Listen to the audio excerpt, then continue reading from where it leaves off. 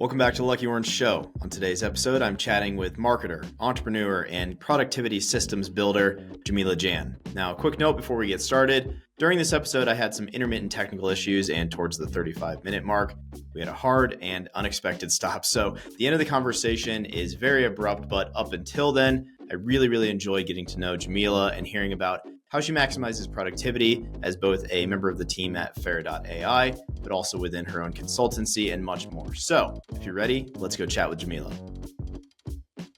All right, Jameela, thanks for joining me today on the Lucky Orange Show. Thanks for having me. I'm very excited to be here. Let's set up some context here and tell me a little bit about kind of your journey and how you got to where you are today. Yeah, so I went to university and I got a business degree. And before I finished university, I started a jewelry company with my mom and my partner at the time. So we had this handmade jewelry company. It's called Allura. It still exists, but it was like my full-time job kind of coming out of school. Well, actually, that's not true. I was working in insurance for like 10 months. But then after I graduated university, I had a baby and I was like, I'm not going back to work. That's so lame. With a baby. So I was like, let's do this business full time. So I ran Allura for like 10 years. And then my partner and I split. So I was like, I got to do something else. So I got a job in tech marketing. And then I started doing consulting because I had noticed that a lot of female entrepreneurs like just didn't know how to market their business, where to go, like what kind of tools to use, like literally how to run a business because they were busy like creating their items or like just like excited to start a business, but they didn't know how to grow. They didn't know how to scale. So that was where I started the consulting. I started She Empowers, which was it was a local market that was in the downtown of my city. And we had a lot of female entrepreneurs show their things. We had markets. I gave them advice on how to grow their business. And then through that, I did a little bit of consulting with Fera, and they were like, oh, do you want a job? I was like, yeah, sure. And they like that I could empathize with merchants. I have my own store. Like I know what it is to be an entrepreneur. So that's kind of the way that I got into what I am doing right now. I just started helping people and people wanted more help. So yeah, now I do marketing. Yeah.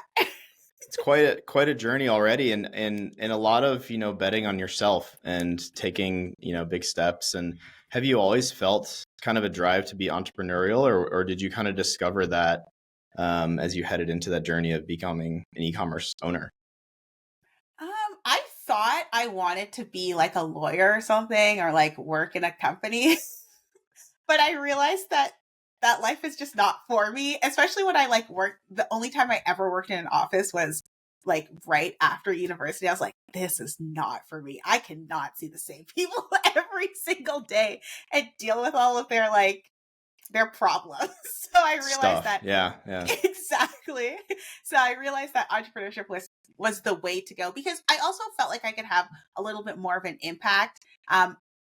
Helping people directly grow their business. And that's what I like at Fera too. Like we really help people grow their business. We give them a lot of like actionable advice. We help them show reviews on their store. But I personally just like as an individual and through entrepreneurship, making people feel better about themselves or grow their business or give them ideas that they didn't have before. So that's what I personally like about entrepreneurship. And yeah, again, just like the office life is not for me.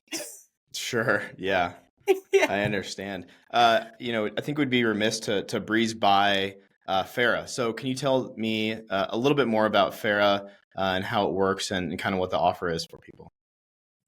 Yeah. So the reason I love Fera and the reason I started working at Fera was because even like 4 or 5 years ago, it was so easy for a small business to collect reviews and show them on their site. We did a lot of social proof too, like social proof pop-ups, but now we totally focus on reviews. And what I love and what our customers love and what I resonate with is the fact that your reviews are beautiful. So for jewelry or fashion or like beauty, like your site has to resonate with your target audience. You have to have that perfect aesthetic. You have to have the vibe. And the fact that Fera shows photo and video reviews like seamlessly in your site and just makes it not a difficult endeavor to collect reviews and show them on your site. I just love that it's a very, very simple yet beautiful solution. And that's why I liked it, because of my jewelry store. I want something pretty. I don't want something ugly that's clunky and makes my customers be like, ew, well, what is this? So that's what Farah does. And we have a free plan. We have all the way up to enterprise, but we make it very, very simple for you to show social proof on your site. So that's what Farah is, and I do the marketing at Farah. It's a very cool solution, and we've been in touch with Farah, and obviously through you for quite a while, and it's one of those things where I think when people think about conversion rate optimization, there are some things that come to their mind. Maybe adding social proof will be on that list. Maybe adding reviews onto the site will be on that list, but finding a solution that can make it an enjoyable experience and make it even further enhanced from the most basic fundamental sort of let's just pop some reviews on the page experience. Exactly. Is a way to increase conversions and improve that visitor experience. Oh, for sure. And most people will not like take any action unless they see reviews on your site. And like 90% of people search for reviews before they buy a product. Even in store, I will look for reviews on products that I'm not really quite sure about. So it's not just online. It's in person as well. People will pour over their phone, just like standing in the aisle looking for reviews on products. So it is a way to build trust with your customers so that they feel comfortable buying from you. And when people are comfortable buying from you, then they're more likely to give you their money. So it's a very useful tool. For sure. I want to dive kind of back over into the Jameela journey side of things, and you're working at Farah and you're doing your own thing. I think a lot of people try and think about their prioritization and how they go about their day, how they go about their week. What's it been like kind of managing both sides of that puzzle? And are there any tips and tricks that you've learned about yourself and stuff along the way to give to people? Yes. So I am a big proponent of being organized. I have so many to-do lists and I have my digital planner. I use Sunsama, but I really like Notion as well for keeping like all my content together, all the things that I need to do. I keep in a digital planner, and I like the digital planner because I can time block. So I love time blocking. So if there are like 5 or 10 things that I need to do for Farah, and then like 1 or 2 really important things that I need to do for my consulting, I'll make sure that I put them in my digital planner. I will allocate a specific like amount of time for it. Usually, like I'm pretty time blind sometimes, and I'll say like, oh, I think this is going to take me an hour. And I'll add like an extra 30 minutes or an hour to it because it always takes longer than you think it's going to. So I like to do that, to allocate specific times for specific tasks and then put those in my calendar around my meetings. And then the other thing is like, I do give myself grace. So like, I know that there's a lot to do and I'm only one person. So, making sure that I can like give things to the team, or to be like, oh, it's okay if I like don't get to these 10 things in a day because I only have an actual like 12 hours to work and this is going to take 15, right? Not to say that I work 12 hours every day. It's usually only like 8 to 10, but there's only so many hours in a day, right? So I allocate the time and I make sure that I do my best at it, but I know like I can kind of see visually during the day what is there. But kind of on a more holistic level, I guess you could say, I make sure that I plan out like my wellness days first. Like if I need to go to the doctor, I'll plan out like every 2 months, like a certain day that I'm like, I'm going to do all my dentist, my doctor, my eye appointments. Like that's my day. And I do that first, and I plan that first. And then because like my health is more important to me than my work. And I feel like it should be like that for most people because if you're not healthy, you can't work. But like making sure that all of those things are prioritized first. And then there's like the nitty gritty of like the content calendar and like all that other kind of stuff. But if you have like an overall system in place, and again, I love time blocking, then that's going to be useful. And that's how I plan my day. That's how I plan my life. That's why I feel like I can get so much done. I like get so many things done. Right. Well, if you don't, fail to plan, plan to fail, whatever. It is Yeah. interesting that you block off time in your calendar. I do that as well. And I have a calendar that maybe even I can see only. And if somebody needs to schedule a meeting, they don't see that and they might schedule Mhm. over it. And that's fine because I know that that's a task that I need to do in this week, maybe not in this specific day. But I do think that it's a great way. Block off your calendar, use that as a reminder. I see that as a vast improvement over just a checklist sitting on a page that's static, and that even if you write the amount of time you think it's going to take to do a task, I think seeing it on a calendar block, seeing days ahead to say these are the meetings, these are the kind of the deep thinking times, is a vast improvement over just a checklist. There's been studies that show, like, it is nice to have a physical checklist, only to like write it down the day before and put it in your digital calendar, because there have been studies that show that it helps you sleep better, and I need all the sleep that I can get. But yeah, the digital planner is the best way to go. And then you also manage your online presence through social media. Where does that fit into this? Does that get its own task on the calendar? It does. So I have on Sundays a I have time blocked out on Sundays, my social media. So I'll typically like batch record things if I need to, or like I have okay, let me step back. So I have a content calendar for my own personal social. So there are certain pillars that I have that I want to talk about. One is like efficiency in marketing, there's AI, there's productivity. So I block that out on Sunday, and I say, like, this is the topic that I have already written like a blog post about, and now I'm just going to disseminate that on my social media. So it's pretty, like, I've gotten to the point where it's pretty simple. Like, I can record a video and then I can cut it up in like CapCut or whatever, and then I can put that on TikTok. So I have time blocked out for that. It's just like a couple of hours on Sunday. So for my own personal social media, I do have like a system for that, because if you don't have a system, then you're sitting there and you're like, what am I going to post today? Like, and it just becomes a waste of your time. And like I said, there are only so many hours in the day. So you have to be very strategic about what you're doing. And I will post like the one off, like if I see something that's super interesting, but I like on LinkedIn, I won't post anything if I don't think that it's interesting. I do have more of a cadence for like Pinterest and TikTok. But for LinkedIn, it's just like, do I have something important to say? Do I have something interesting to say? Do I have an interesting article that people will find value in? And then I'll post that on LinkedIn. I don't see the point in posting for the sake of posting. I think everything that you share should be valuable. And I think that's why people like to follow me online, because I don't waste their time. Yeah. Well, and that also goes back to what you're talking about, getting into these things, wanting to help people. I mean, that's posting on LinkedIn, you're trying to share information and you're trying to get it in front of people who might find value from it or might be able to reciprocate with some sort of conversation back in your direction that can help both people.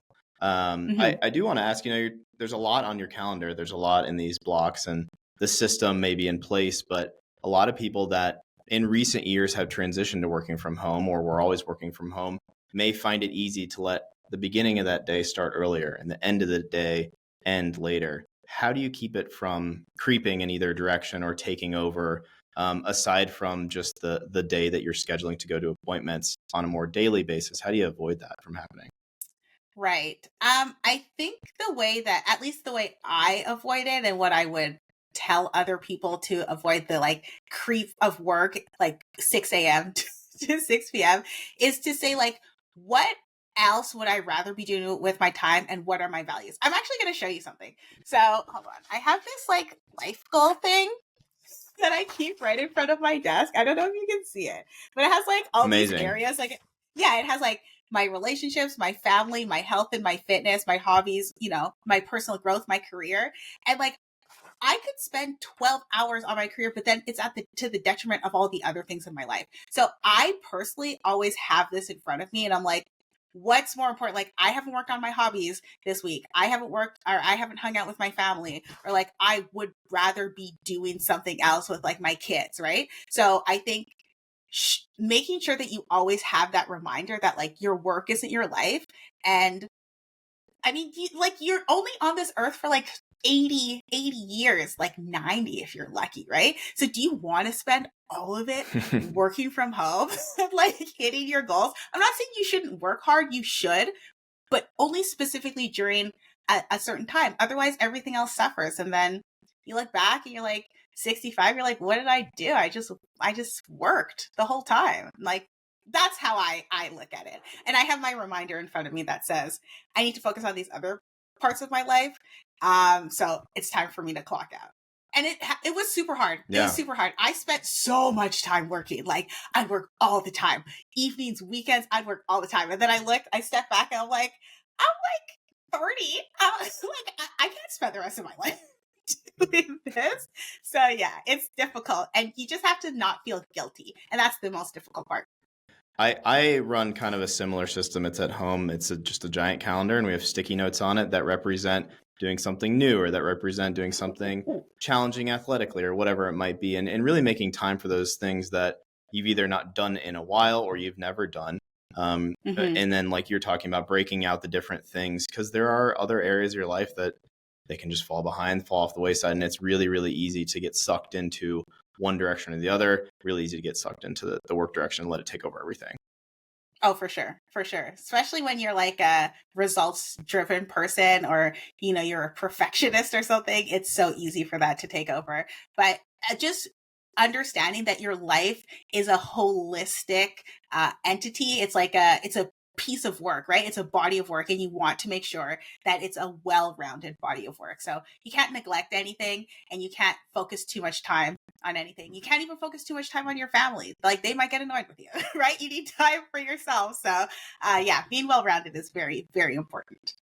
Some may listen to you talk about this and think that it comes very, very easy to you. I know that you already said that it took you a while to build out these systems, but what role does motivation play in this? You're motivated to do the career side of things, but you're also motivated to be present and, do your best in the other areas of your life.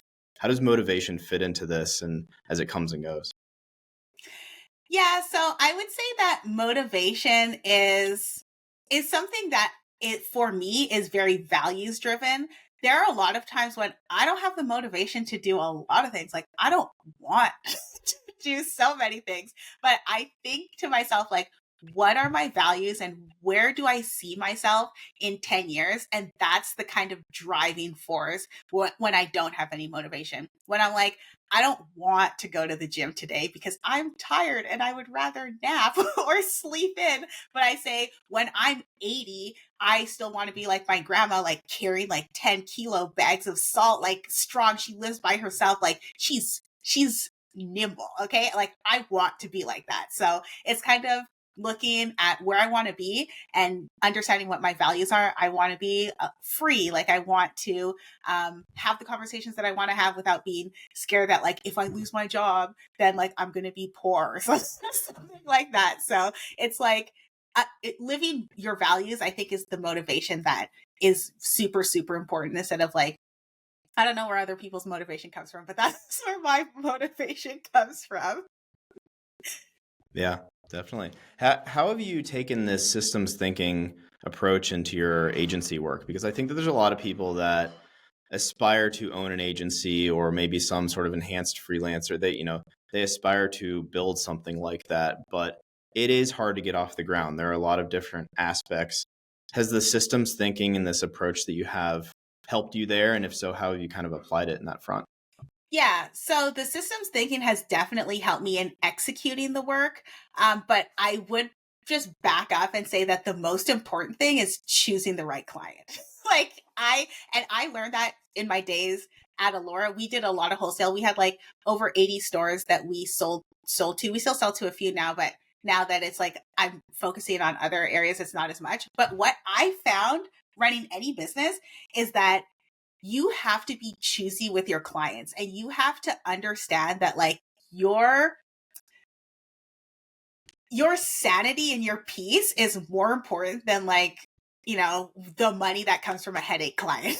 So making sure that you have the right alignment with your customers, making sure that you give them the the roadmap of what it is that you can deliver, what it is that you cannot deliver, what you're willing to put up with, when you're willing to talk to them, when they cannot call your phone is very, very important. And I guess that is a system, but it's also like, again, aligning yourself with the types of people that you want to work with, because those people are a pleasure and they'll refer people who are very similar. So, and it goes back to your marketing, right? Like, how are you marketing to people and who are you attracting?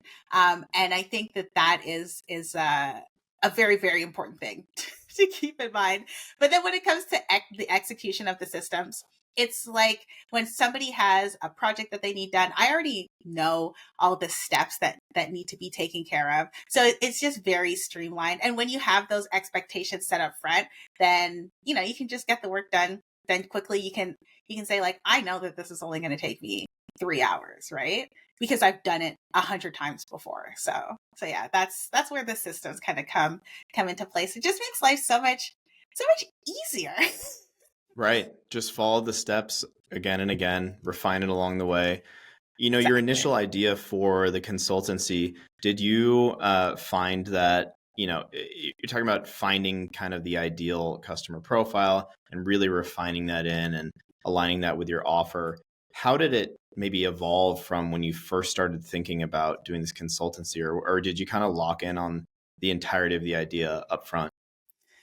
No. So when I started, it was really helping like handmade female entrepreneurs grow their business, become visible, make more money. And then I found that like there are some things that I'm just like so much better at and that I can find people that are better at. So like, how can I bring the best value to these people with my skill set? Because like there are things that I can do, but I know I'm not great at them. I'm not going to take your money.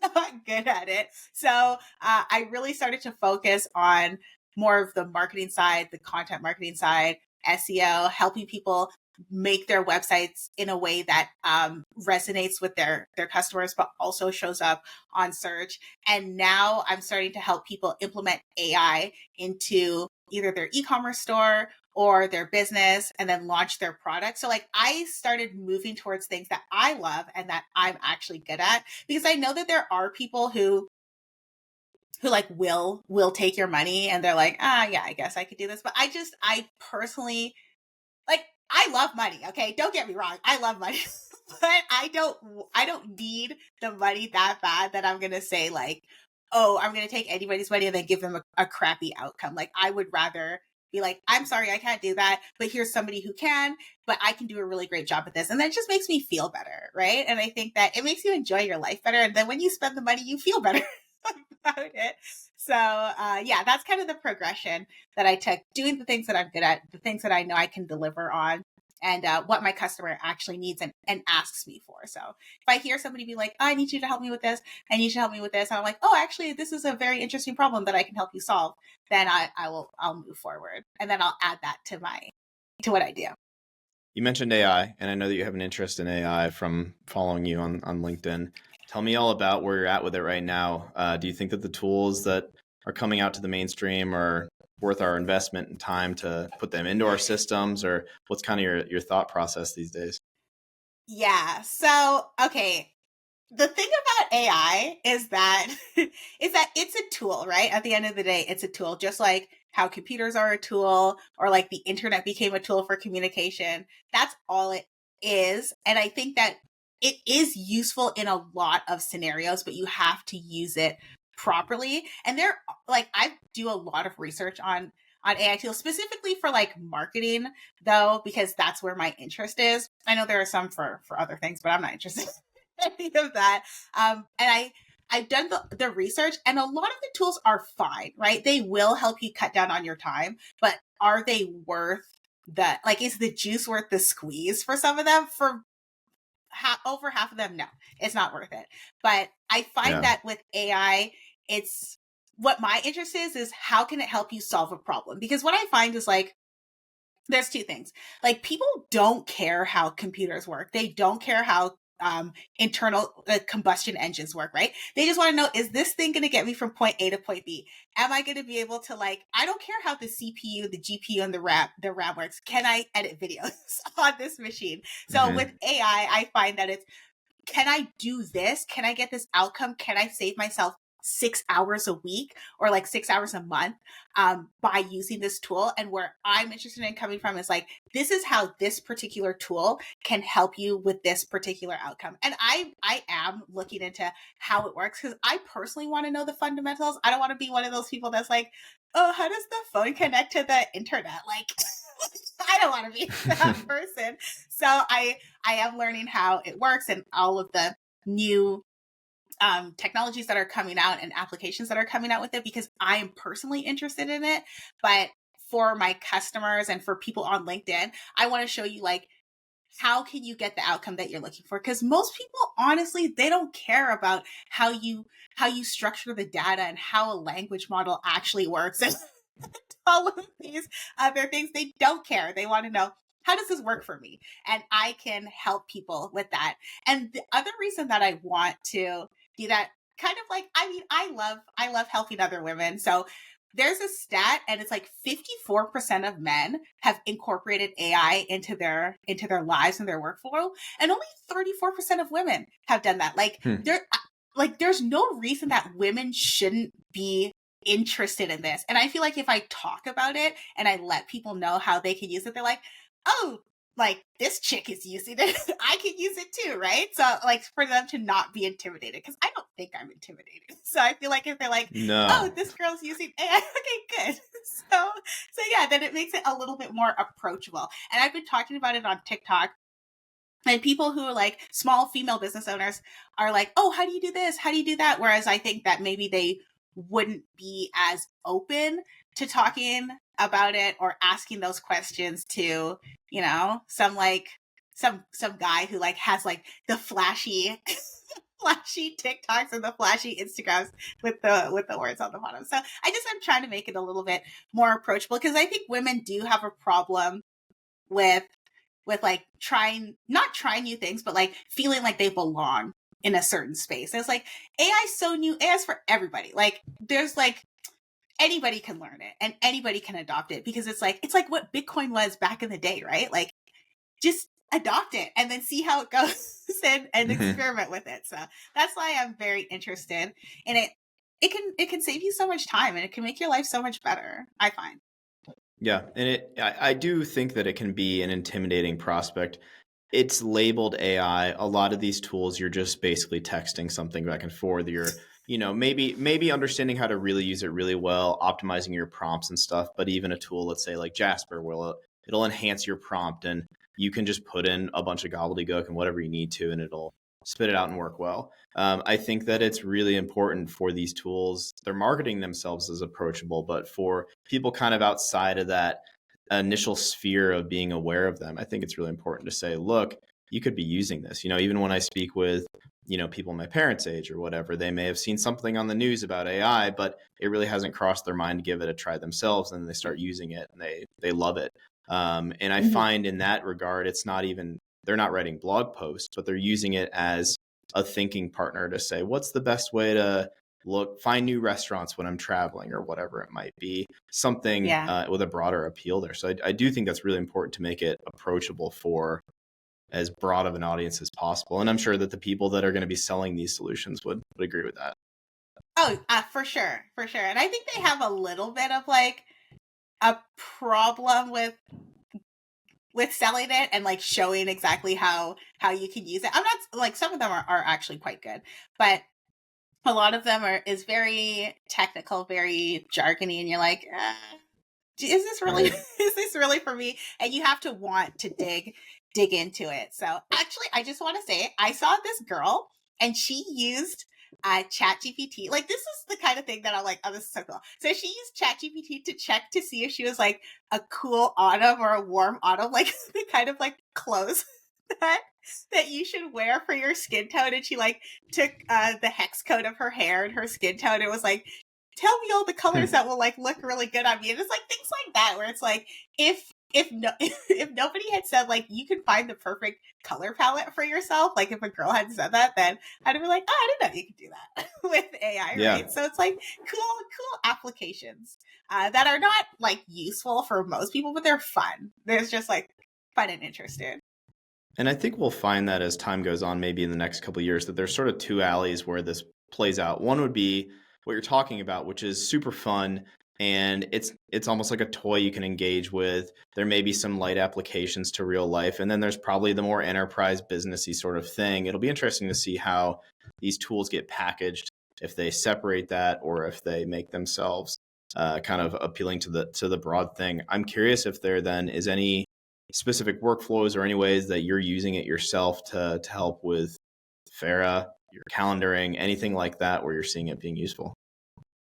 Yeah, so the tool that I use, Sensama, has like a little bit of AI connected to it. Like when I type in a task, it'll, like the app motion, it'll say like, oh, we think it's going to take you like this much time. And then it'll like try to put it in your calendar in a way that is useful for you, or that it thinks it's useful for you. Notion just came out with an AI. My problem though with a lot of the tools that I use, I'll go back to my workflow. The problem with some of the things that I use is like they'll just like put AI or like say something's AI just for the sake of Oh yeah. AI. And you're like, is this really useful? Or do you need to show that you have an AI component? But apart from that, so I like to use Sensama to schedule, and then I love ChatGPT, and I also love Google. Now it's Gemini. I still love those types of things for like coming up with a couple of ideas. I also like Pi for just like talking to it and like bouncing ideas off of it and being like, what do you think about this? What do you think about that? Like, it's nice to have. But then when it comes to something like videos, I will use some AI videos to like cut up some videos, or like use text to video. I love text to video. Like I used to spend so much time making videos, like so much time. And now that I have an AI tool, which isn't honestly the best, like you still have to do a lot of work to, not a lot, but you still have to do work to it, but it saves me so much time. Like instead of doing one video in like a couple days, like now I can like bang it out in 4 hours, right? So it's very nice for the content workflow for the videos that I make for Farah, and for like blog post outlines is very, very useful. So I have a document, and in my document I have a bunch of prompts that I really like to use. I think everybody should have a prompt document that works for them. When it comes to giving ChatGPT instructions, I always like give it my tone of voice, and then in the prompt I'll say like who the target audience is for, what their pain points are. So if I'm going to give like some advice, I would say like when you're telling ChatGPT what you want from it, especially from a marketing perspective, when you're talking about your customer, you should include their desires, like what they want, what kind of like fears they have, like if they don't do this solution, or what their fears are in life. I tell that to ChatGPT, what their possible objections are, and then kind of what vehicle they're using right now, and how they like their worldview. Like, so for example, I'll say something like their worldview is that they might get cut out of, or like they might not be as useful in their job if AI takes them over, and their identity is like that affects their worldview. So I'll put things like that. Like I try to be as detailed as possible about who my customer is when I'm doing my prompts, because I find that it gives you better outcomes. But also, you should know who your customer is, and you should know what they're scared of. You should know like what they want and where they want to be in life. But I have that like in a document, and then I'll feed that in with my tone of voice and like kind of the objective, and then I'll get the output, and then I'll edit it and make it like a little bit more like myself. I always tell ChatGPT to not add the fluff, because the fluff in ChatGPT is the absolute worst. so yeah, I have my prompt, I put it in ChatGPT, and then I'll edit it, and then I'll have my edited blog, and then I'll do my blog to video, and then I'll have my video, and then the video will be made into social media. So that's kind of the workflow, and that's like where AI is in it. And I mean, it's still a lot of work, but it's less work than it was before. And one other thing I want to bring up is that I don't think that AI is going to, it's going to replace a few jobs, but I think it's going to be like when email came out and people were like, oh no, like we're going to lose all these mail carrier jobs, or the fax people are going to be, unemployed. And sure they were, but at the end of the day, tools like this just honestly, they create more work for people.